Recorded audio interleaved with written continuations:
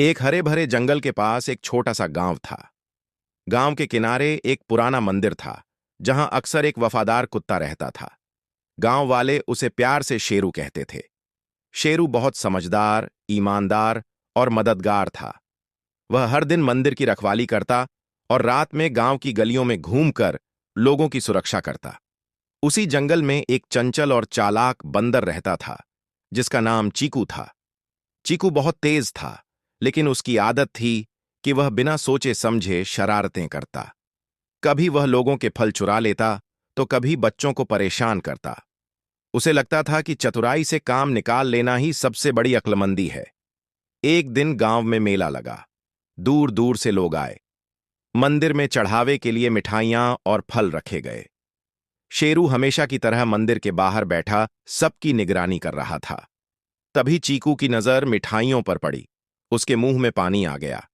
चीकू धीरे धीरे मंदिर के अंदर गया और सोचा, अगर मैं सारी मिठाइयां ले जाऊं तो कोई मुझे पकड़ नहीं पाएगा।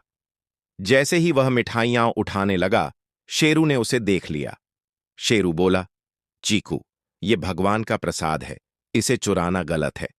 चीकू हंसते हुए बोला, अरे शेरू, तुम बहुत सीधे हो, थोड़ी चालाकी भी जरूरी होती है। देखो, मैं कितनी आसानी से सब ले जा सकता हूं। शेरू ने शांत स्वर में कहा, चालाकी से किया गया गलत काम आखिरकार मुसीबत ही लाता है। लेकिन चीकू ने उसकी बात नहीं मानी और ढेर सारी मिठाइयां लेकर जंगल की ओर भाग गया। कुछ दूर जाने पर चीकू फिसल गया और मिठाइयां जमीन पर गिर गईं। तभी जंगल में रहने वाले दूसरे जानवर वहां आ गए। सब मिठाइयों पर झपट पड़े। चीकू डर गया और पेड़ पर चढ़ गया, लेकिन तभी शिकारी वहां आ पहुंचे।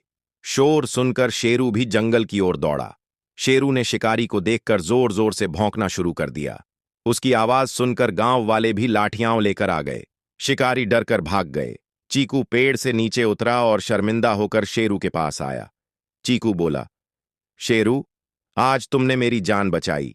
मैंने तुम्हारी बात नहीं मानी और गलत काम किया। शेरू मुस्कुराया और बोला, गलती करना बुरा नहीं, लेकिन उससे सीख न लेना बुरा होता है। चीकू ने सिर झुकाकर कहा, अब मैं कभी चोरी नहीं करूंगा और अपनी चतुराई अच्छे कामों में लगाऊंगा। इसके बाद चीकू ने गांव वालों से माफी मांगी और मंदिर में बची हुई मिठाइयां वापस रख दीं।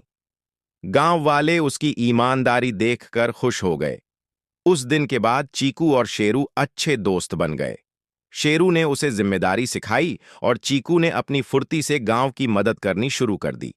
दोनों मिलकर बच्चों की रखवाली करते और गांव को सुरक्षित रखते।